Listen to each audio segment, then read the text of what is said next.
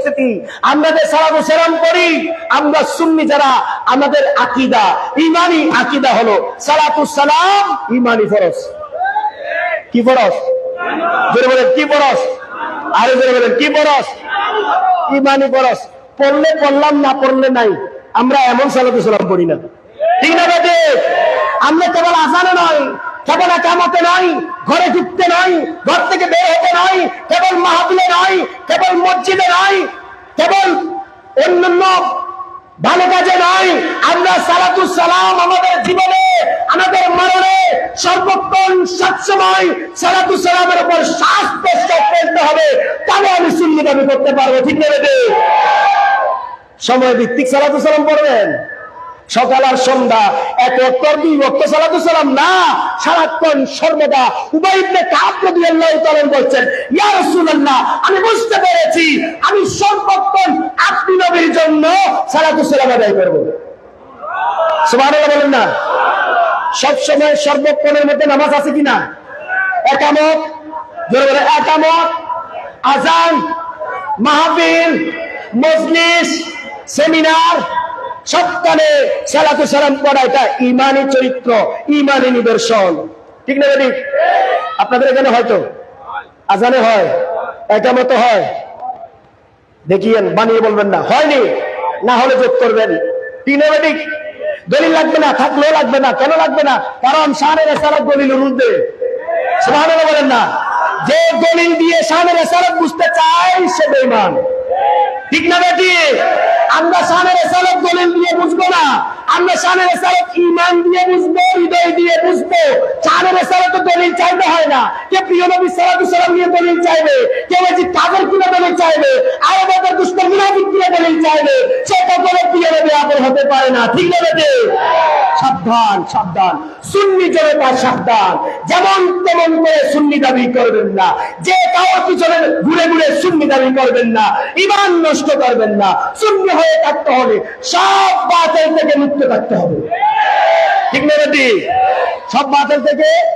আমি কিন্তু ক্লোজ করে দিচ্ছি, ঈমানি আকীদা অনেক আছে। তো বলছিলাম যা কিছু শানে রিসালাত, যা কিছু ঈমান, ঈমানি আকীদা, সব কিছু বিশ্বাস আমাকে করতে হবে কিনা? হবে কিনা? না হলে কি ইমানদার দাবি করতে পারবো? সুন্নি দাবি করতে পারবো? তাহলে ঈমানি আকীদা নিয়ে মুর্শিদ সাহেব আছেন, উনিও আমাদেরকে নসিহত দান করবেন, আমরা অন্য সময় আলোচনা করব। এতটুকু। হ্যাঁ, শুধু ঈমানি আকীদা বিশ্বাস করলে হবে না। শুধু আমি ঈমানি আকীদা সব মানলাম, সব বিশ্বাস করলাম, প্রিয় নবী আল্লাহর নূর, সালাতু সালাম ঈমানি ফরজ, ঈদে মেরাজ শরীফ, হাজির নাজির, প্রিয় নবী হায়াতুন নবী নন, সকল হায়াতের মূল হায়াত। সুবহানাল্লাহ বলেন না? আর যে বলেন সুবহানাল্লাহ। আমরা শহীদ দিবস 10 মুহররমকে মানলাম, মুসলিম মিল্লাতের জাতীয় শহীদ দিবস, মানবতার মুক্তির শহীদ দিবস, 23 সেপ্টেম্বর আধার দিবস, আল আরব সৌদি আরব হয়েছে, তাই আমরা সেটা আধার দিবস। এভাবে ঈমানি সব বিষয় মানলাম, কিন্তু আমি বাতিল ছিলাম না, বাতিল থেকে মুক্ত হলাম না। কিছুক্ষণ এক বাতিলের বিরুদ্ধে বলে আরেক বাতিলের সঙ্গী হয়ে গেলাম, হবে না, ঠিক না বেটি? সব বাতিল থেকে, সব বাতিল থেকে সুন্নিও দাবি করে, আবার আছে কি নাই? আপনাদের এলাকায় মনে হয় এরকম কেউ নাই, আমাদের ওদিকে একটু একটু দেখা যায়। এখানে আসেনি? থাকলে সাবধান হয়ে যান, আপনাদেরকে দূরে টানার জন্য, কাছে টানার জন্য বলছি, ঠিক না বেটি?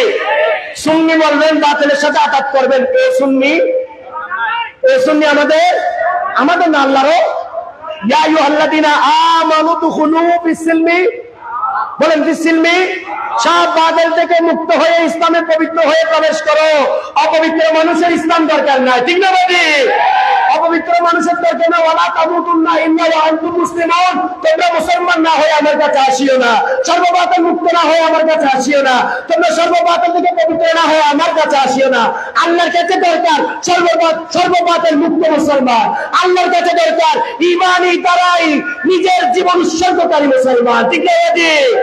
কারবালার ময়দানে ইমাম হুসাইন ডাক দিয়েছেন, লাব্বাইকা ইয়া ইমাম হুসাইন, দাঁড়ে দামে দেখেন নাই, এরকম সুন্নি দরকার আল্লাহ, ঠিক না বেটি?